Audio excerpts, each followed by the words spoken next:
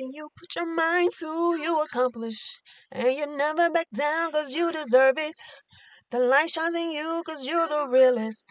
And you walk by faith, you're optimistic. You inspire me, girl, you inspire me. You're so inspirational. Inspirational.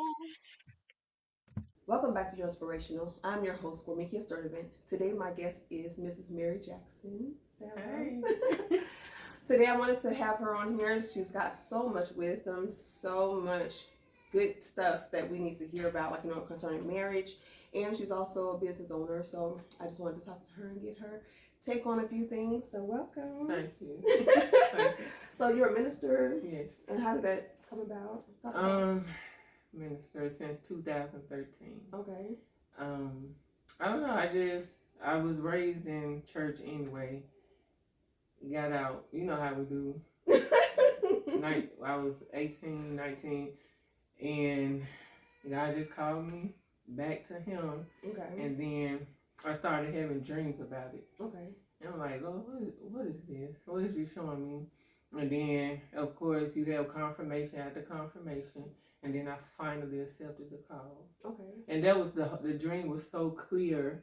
Like, if you don't answer the call, you're going to miss it. Oh, that was the wow. whole dream. I was like, oh, my God. So I accepted the call. I had my first sermon, my first trial sermon. I think it was March 2013. Okay. And from there, been on the popping. Oh, wow. Yeah. So were you married at the time when you started ministry? Okay. Mm-hmm. We got married 2011. Okay. So, yeah.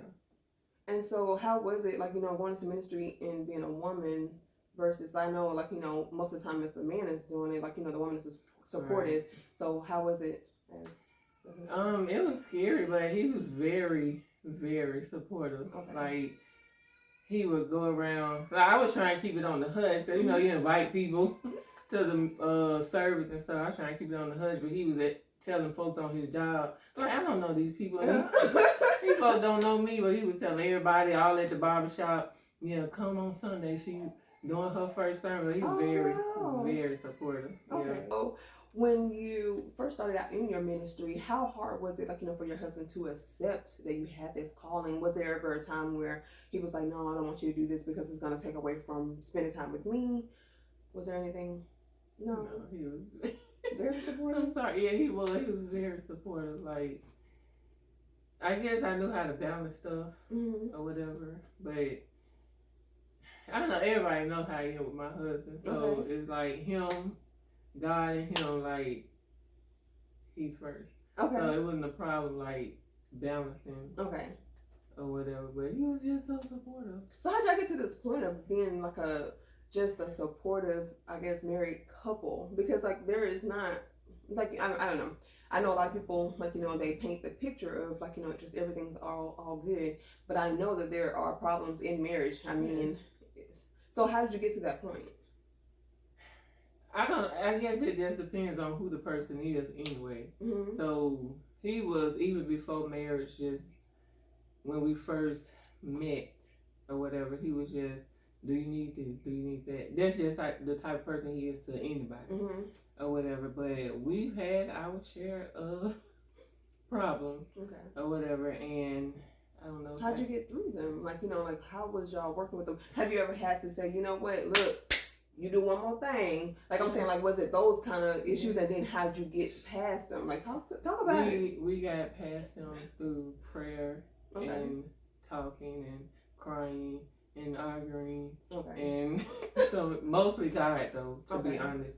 Because I'm trying to be, because it's personal with what happened with him, something he dealt with from childhood, and I didn't know about it. Like going into marriage, you want to know, what's stuff about who you finna marry or whatever.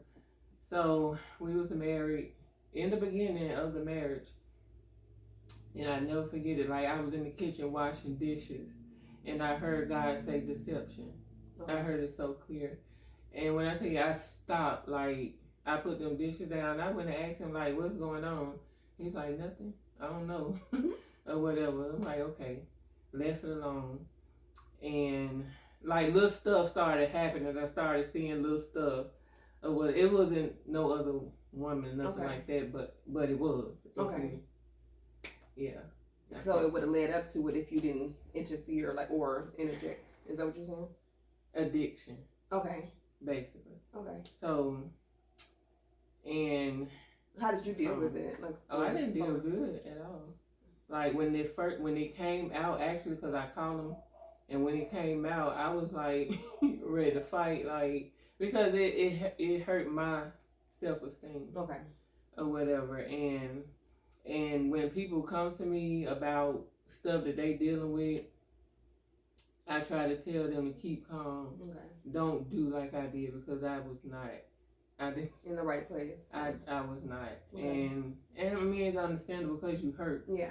Or whatever, but I always try to tell people to try to show grace, because and I get it when this person want to be free from something, and they want the help, but we on the outside looking in, we can't see their heart. Yeah. You know, we can't see them at home struggling like, God help me. Yeah. But yet they still fall into it. Yeah. Or whatever. So that's where he was at. But I'm just like, how you trying, but you still doing it. Yeah. You know, so, but it's possible. Yeah. And we just have to show grace. And we've been married for 11 years, and it's like, I'm just not learning this. Yeah. You know what I'm saying? Like, because I took it personal. Okay. And he would always tell me, it's not about you. Yeah. Like, this thing that I did was not about you. It's something I have to, you know, get over. Yeah. So it had nothing to do with me. But if he was in my shoe, you would think it was you. Crazy, like, you're not good enough, or you don't look up to par, or I need to do this, I need to be better at this, you know, but you telling me, no, you good, but then I see this. Yeah. You know, so. That's because men and women are different. Now tell me, what does grace look like? Like, you know, showing grace, like, does that mean excuse everything? No. If a person's behavior is off? Just, so what does grace look like? What is grace is just not excusing everything, but just not being so harsh. Okay. Like, because I was harsh, like the stuff I would say. Okay. And it's like God had to remind me, like, you ain't perfect. Yeah. Or whatever. So a lot of times, even with going through this, I had to stop praying for him per se. Not totally stop praying, because at one point it was always him. Mm-hmm. And I had to turn and look at glass on myself. Okay. And like, Lord, I need you to help me. Okay. And when I started doing that, like, it's like stuff started turning around. Okay. Believe it or not. But showing grace is just not being so harsh on that person, but you still got to hold them accountable. Yeah. And forgive. Okay. And still love them. Okay. And try to support them the best way you can through it all. Because I can hear somebody right now saying, like, you know, I'm not God. So, because, like, you know, we're not God. God loves regardless of what we do. But as in a married relationship, and you're saying, like, you know, love the person and just, you know, just be, it's almost like you're saying being soft. Or, because I know a lot of women are just being quiet. And so you continue to be quiet. Mm-hmm. Now, explain to me and help me understand that. Like, you know, just, you know, you can have mercy and be nice and kind of be quiet, but, you know, because the Bible says, like, you know, to be helpers one to another, like, if we're going to help each other grow, because that's what marriage is about, like, you know, helping each other. So what do you do when, like, you know, there's one person who want to help and the other person who don't really want to do nothing but, like, you know, be themselves and just remain whatever they're in? All I can do is say pray. Mm-hmm. Because at one time it was to the point where he would say, yeah, I want the help, but it finally came out like you really didn't want it. Okay. Then, you know what I'm saying? So what was it that your husband was doing that, well, I guess that was kind of bothering you? He was addicted to pornography. Okay. Yeah. And pornography. Okay. Yeah.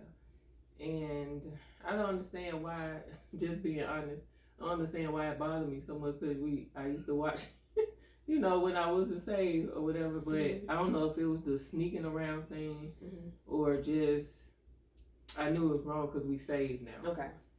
And it was like, well, I'm not supposed to be okay with it anyway. So, but that's what it was, pornography, and it almost like tore up our marriage and tore me up, you know, mentally. Like, yeah.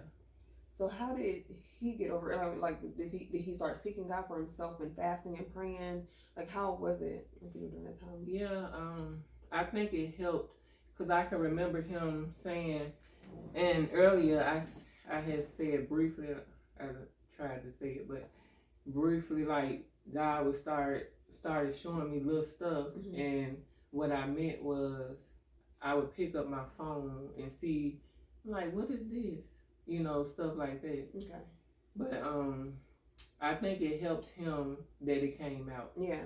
Because I can remember him. It was on a Sunday, and I saw him. He was at the altar, like toe up, and I was like, "You okay?" And he was like, "It's something that I need to tell you, but I don't know how." Okay. So I think it helped him that God brought it out or whatever, and from then on, that's when the journey started. Okay, that's a blessing. Yeah. So, and that's what I was saying, like showing grace. Like I know, you know, he wanted the help. Yeah. But this is something he battled with from 10 years old. This man, what, 37? Well, I say 34, 35. Okay. Or whatever. So that's a long time. Yeah. Like habits, you know, habits form and they not hard to break. Yeah. Or whatever. It's like I'm used to doing this. Yeah. This is my comfort. It's deep rooted. Yeah. And I didn't know that. Yeah. You know, so they caused friction, a lot of friction. Yeah. In the beginning, like the first 7 years of the marriage. So what would you say to someone who's dealing with that right now? Like, you know, if they need to, I guess, be free from pornography and need to be delivered from any kind of sexual problem, because I know that that's like one of the biggest things right now, like sex sells. I mean, you see it everywhere, and so like, why not do it? But what would you say to someone who's dealing with it and want to be delivered but don't know how to be?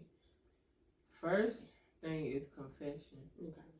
I feel like that's a big thing, and it's in the Bible.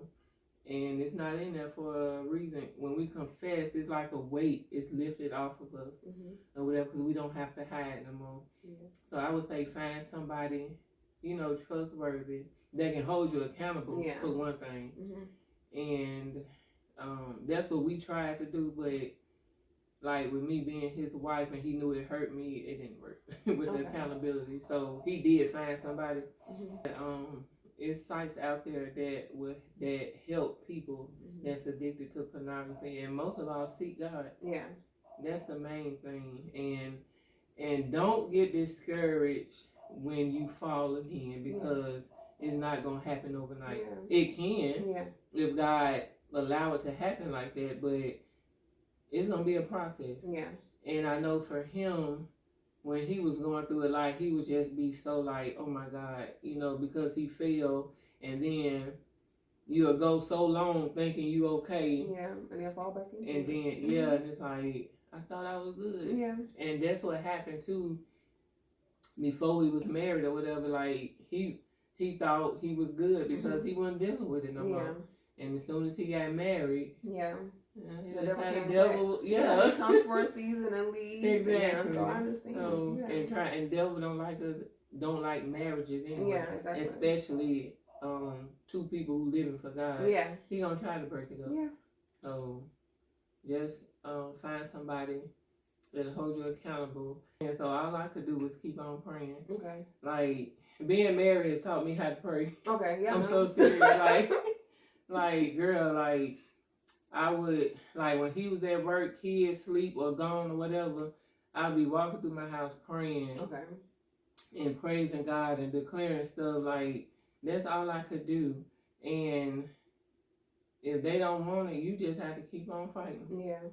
And even through it, it's making you stronger. Okay. It's building your faith. It's building your relationship in God.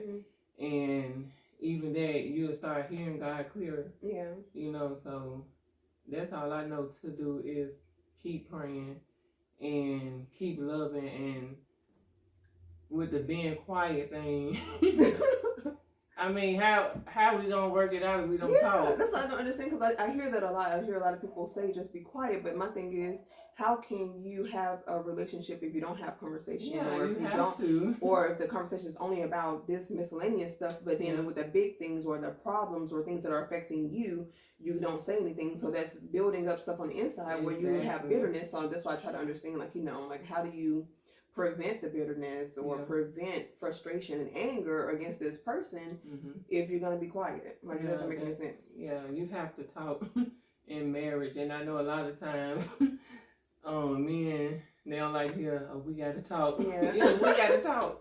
So start it off another way. Just don't say we got to talk. But yeah, you have to talk in marriage. That's so important. Now, in marriage, like, a lot of women who may not have a relationship with the Lord, how do they start off with, like, trying to get that help from God? Like, how do they pray? Do you just say Our Father? Like, what do they do? And even in ministry, I tell people, don't try to go to God like using these big old words like, oh, Father God, and being so deep. Just go so humble. Okay. Because most of the time when you're going through something, you're going to either get on your knees or wherever you at, and you're going to start crying. Okay. Most of the time. And the good thing about it, God knows, even through our tears, He knows what's going on. So that's what I would tell them. Just go as humble as you can. Be real with God. Because sometimes, I know I'm not the only one, like, I would talk to God like I'm talking to you, like, okay, God, you know. I am like that or too. whatever. So like, just, what's going on? Yeah. Like, I didn't did this. Now, what you need me to do next? I'm like that. Yeah. So just be humble. Just cry out. I tell people, just cry out to Him. Or just let it all go. You know, and He'll hear you. And in marriage, it seems like a lot of times people are expected to kind of lie, like, pretend that there's nothing going on. Or if you're in the marriage, like, the person asks you a question, like, you almost gotta lie because you're trying to prevent them from snapping or prevent them from getting angry if you tell the truth. So, but if you lie, like, you can still go to hell, but if you tell the truth, it's almost like it's a tug of war. So, like, what should a person be actually doing? Should they tell the truth and always create some problems or friction in the marriage? Who you telling the truth to, though? That's the thing. So it ain't like, it's not like you going around, hey, he did this, to everybody. I'm talking in your marriage, I'm saying. So even in your marriage, if you can't tell the truth to your spouse because you don't want to have a chaotic relationship or just always fighting. Ooh, that's a tough one right there. Tell it anyway. Sometimes even with me, when they don't like to talk, I write it down in the letter and give it to my husband. Know me for my letters. I write long letters, but we talk now. Okay. So back then I used to write letters, like, to let them know. And plus, if I'm real angry, that prevents me from, snapping or whatever. Or if they don't want to hear it, take it to God in prayer. Everybody needs somebody they can talk to outside of your spouse. Yeah. Somebody you can trust. Yeah. And I keep journals. Okay. So that helps me too, like journaling or whatever. But just take it to God and always have somebody, you can talk to if they don't want to listen. But eventually they're going to have to listen some type of way. Yeah. And with the anger, I don't know. They just don't, I don't know. Just pray, girl. I don't know. Trying to help the women who are watching, like, just so they'll know, whether to be quiet and stay quiet or to speak up. Because it's like, there are different people out there telling people different things, like, just be quiet, and, God's going to help you because your help comes from the Lord. But if your help don't come from the Lord, I just don't understand what's the purpose of marriage if that person's supposed to help you. Yeah. So, we got deep at the beginning. Yeah. Let's talk about childcare. So, what started, like, how did you get started in childcare and taking care of children? And I actually started last year. I'm always, from a child, even when I was a child, loved children. Okay. So, when I started having my own, because I always wanted to be a teacher. Okay. when I was younger. But then when I started having my own, I was like, no, I'm good. Yeah. But then, I don't know, God just brought the desire back. Okay. Or whatever. So I just felt like it was just his perfect timing. Okay. And I started working in daycare the early part of 2022, if I'm not mistaken. And I don't know, it was just on me heavy, like, this is not what's up. Okay. And I wanted to do my own. So I just stepped out on faith. And I called some people, text some people, like, I'm about to quit my job and start from my home, my own daycare. And that's what I did. I started with one child, that one little child. And I know it was a faith move because the money that I was making, and it went all the way down. You know, it was like a big decrease. But my husband told me, go ahead. You know, you got to start somewhere. Yeah. So that's what I did. And now I have 7 children. Yeah, so it was just God's time. I just love children. And I just feel like they're my purpose. And like God showed me this like years ago that I'm supposed to be working with children. But then it's like stuff started happening. Then it's like sometimes we forget what God told us. So he brought it back to my remembrance, and that's what I'm doing. How many children you have? Of my own, 5. Okay, so how did y'all get started? Like, you know, well, you started with 1, and then, like, you know what I'm saying, to get to 5, but then, like, you know, having problems in marriage. How did that kind of equate to having children? Okay, first, my oldest 2 children, I had them before I met my husband. Okay. So, yeah, and he and I had 3 together. So, what was your question? You're going to edit this, right? Oh, yeah. So, when y'all met, and then you had the kids already, like, you know, how was it coming together and blending those two? It was hard at first, but the only reason why it was hard because of the outside people. Like, he was cool or whatever, because my children, they were like 1 and 2 years old when he came in the picture. And initially, it was just me and him doing our thing, you know, or whatever. And so I wouldn't let him around them like that. And then the more he came around, they would see him and everybody got attached or whatever. But it was the outside people. Like, those ain't your children, or don't let him whoop those children. You know, stuff like that. He shouldn't say nothing to the children and blah, blah, blah. But he was the one to take care of them. Yeah. He was there. And he wasn't their father. Yeah. So it was just the outside people keeping them out or whatever. So me and him was good. It was just them. So how long y'all been together? Married 11 years. Together, I want to say 15. Okay. Yeah.